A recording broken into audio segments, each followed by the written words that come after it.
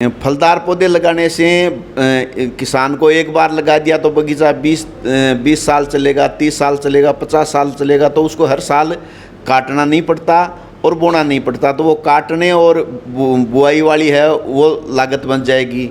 फिर दूसरी नई नई तकनीकी आ गई पानी देने की और सारी, तो उसमें क्या है कि इसमें स्थायी इनकम हो जाती है और परंपरागत खेती की बजाय इसमें किसान को ज़्यादा लाभ होता है। सगला बहना राम राम मैं थारो देसी पत्रकार रवि खबरलोक चैनल पर थारो बहुत बहुत स्वागत है।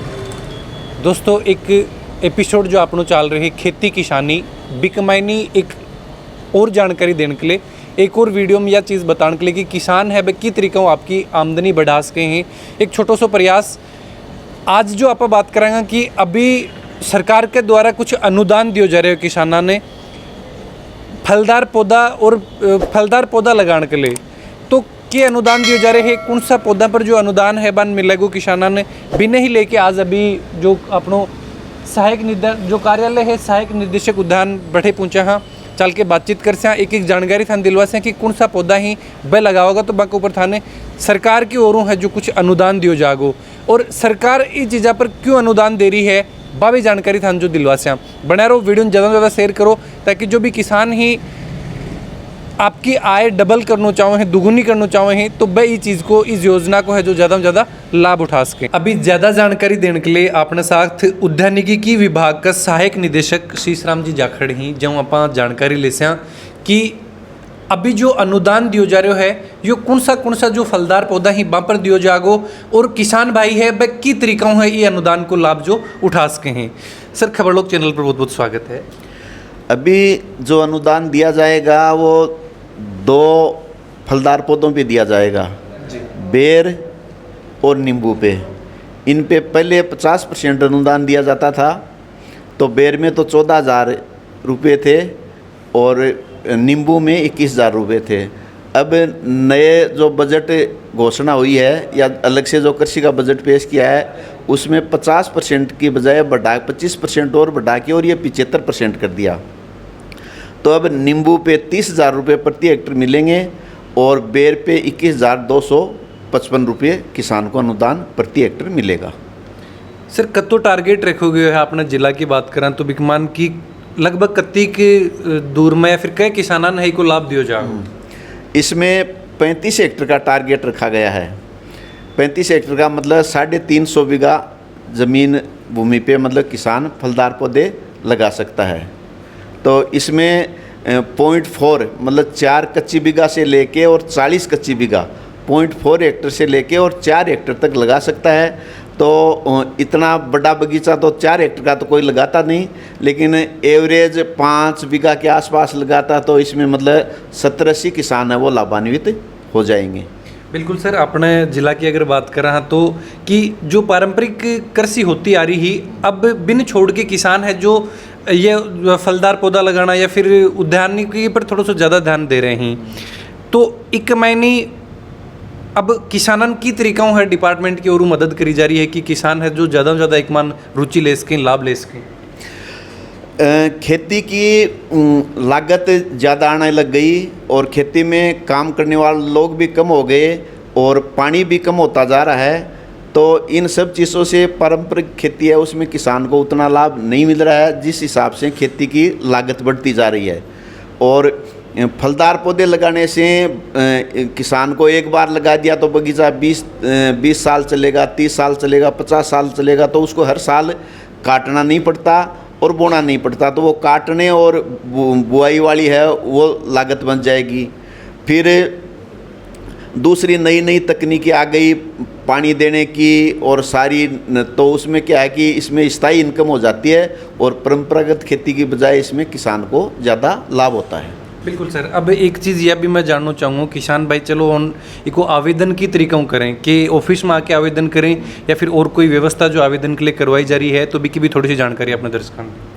इसको आवेदन करने के लिए किसान को ऑफिस में आने की आवश्यकता नहीं है। जो भी नज़दीक ई मित्र है उस पर कुछ आवश्यक कागजात हैं, जैसे खेत की जमाबंदी है, खेत का नक्शा है, अपना आधार कार्ड है, जन आधार कार्ड है, फ़ोटो है और मिट्टी पानी की जाँच है।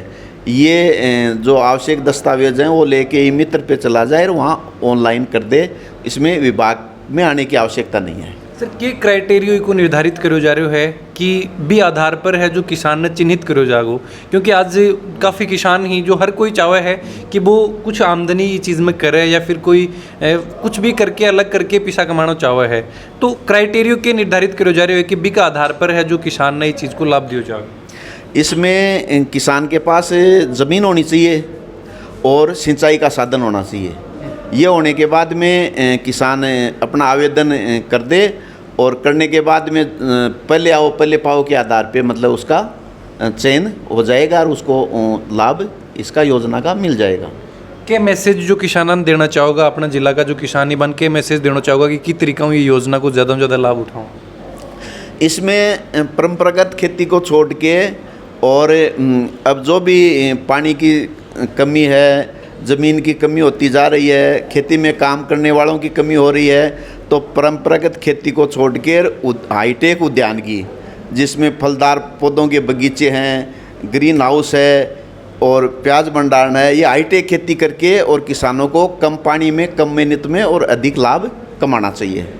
बिल्कुल, बहुत बहुत धन्यवाद सर जानकारी देने के लिए। धन्यवाद जी।